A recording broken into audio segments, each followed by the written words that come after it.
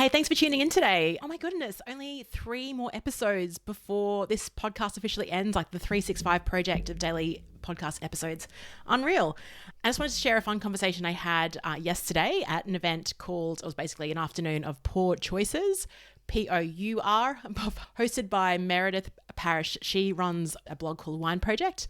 And I know Meredith through David just through Alan Weiss's community. So when I signed up and started jumping into Alan's forums, there was another guy in Brisbane on there, David Ogilvy, and we've connected over the years. And so yeah, his partner, fascinating story, never did drink wine up until 5 years ago. Then she got really into it, and now she's like I said, blogs about it, hosts these events, and even judges wines. So it was just a really fun afternoon on a rooftop overlooking the Brisbane River with a really bunch of great people. Had a fantastic time, tried some superb wines, and got lots of great ideas on, and just opened my perspective on what I can drink and what I enjoy. So it was a really great afternoon. And I was chatting to Niha, if you're listening to the show, we're talking about work, I guess, just a really light conversation around that. And she shared that she went to a workshop recently and there was a really great icebreaker. So she shared it and we answered the questions, and I thought, oh, that's so much fun. And I wanted to share these questions with you. So as you're listening, I would love you to not overthink the answer. It's called the animal game. Don't overthink it, just whatever pops into your mind. So the first thing I want you to think about is yourself and what animal best describes you. Okay, so have a think about that and let me know, well, actually you can't, but think about what are the 2 reasons why that animal describes you.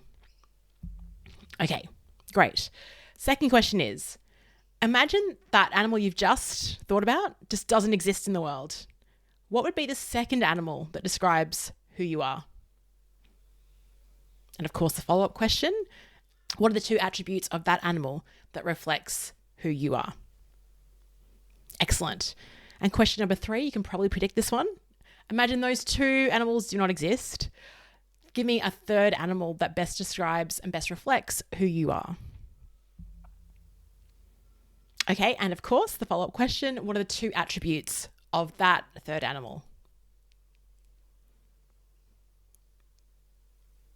All right, amazing. So I hope you got your animal 1, animal 2, animal 3. What she shared in the debrief is that the first animal that you responded, that is how other people see you. The second animal that you shared is how you see yourself. And the third animal is how you actually present to the world.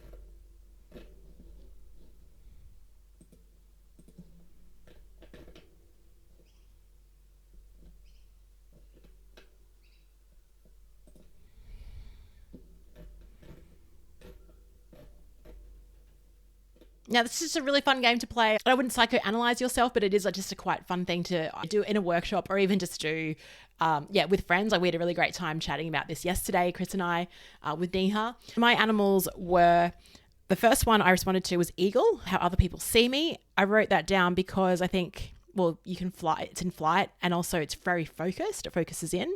And I think this is true. I think people look at me and they go, oh my gosh, you're so focused, you do so much. But then how I really am is my second answer was a butterfly, the second animal. This is how I see myself. I see myself as a butterfly, flitting around, pretty colorful, probably distracted by bright colors and scents and things like that. And so I think that's quite accurate, to be honest. I think people, again, like I said, they see me as this focused kind of goes after a target, but how I personally see myself is just kind of like a butterfly.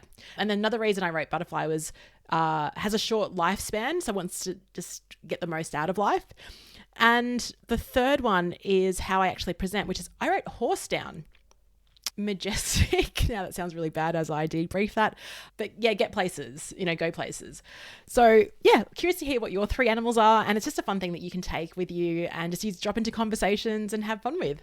Thanks for listening, and I'll speak to you tomorrow.